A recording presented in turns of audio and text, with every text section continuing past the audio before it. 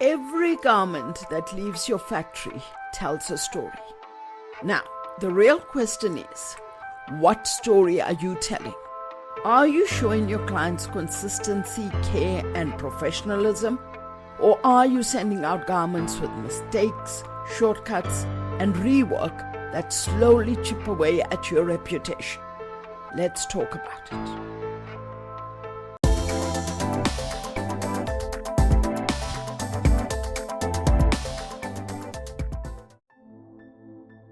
Hi, I'm Nari. Today we're talking about one of the most important systems in any successful clothing factory: quality control. And no, I don't mean just the final inspection table. We're talking about how to build quality into every department and every task from the very beginning. Total Quality Management, TQM. Now, let's break it down department by department. Quality starts long before the first stitch is made. In fact, it starts the moment fabric arrives at your factory. As soon as rolls come in, they must be inspected in the fabric warehouse. Check for shade variation, weaving defects, holes, contamination, and shrinkage. Because if faulty fabric slips past this point, it can compromise every step that follows. Let me tell you something I've learned from years of restructuring factories. Quality isn't just about perfect stitching. It's about consistently delivering what the buyer expects every single time. That means the right size, the correct shade, the label in the right place. Every single detail needs to be perfect. True quality is consistency. Every person in the factory must be tasked with quality requirement and checkpoints relative to them. This is not just quality control, but also quality assurance. It means having critical procedures at every step to ensure a perfect final product. Because if you wait until the end to check for quality, it's already too late. Now, here's where a lot of factories go wrong. It's not always careless operators causing issues. More often, the real problem is a lack of clear instructions. If your people don't know exactly what good looks like, how can they deliver it? Have a visual sample positioned at strategic points for reference. Quality must be defined. It must be communicated.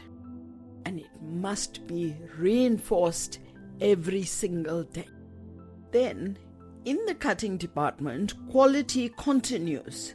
Teach your layer-ups how to inspect fabric as they go. Train your cutters to ensure that markers and patterns are accurate and approved first. Even a few millimeters off in cutting can throw off the entire fit, and no matter how skilled your machinists are, your final garment won't sit right. Stamping and bundling also demand perfect accuracy. The cutting room supervisor should be performing random checks to keep this constant. Next, let's talk about quality inside the production line, not just at the end of it. I recommend placing at least one inline checker for every 10 to 15 operators. Their job isn't to watch from a distance. It's to actively catch issues during production while there's still time to fix them. Final checkers should be independent from production. Their loyalty should be to your customers' standards, not to meeting today's numbers. It will be ideal for this person to report directly to the factory manager. But here's the thing. Quality is not just the QC team's job.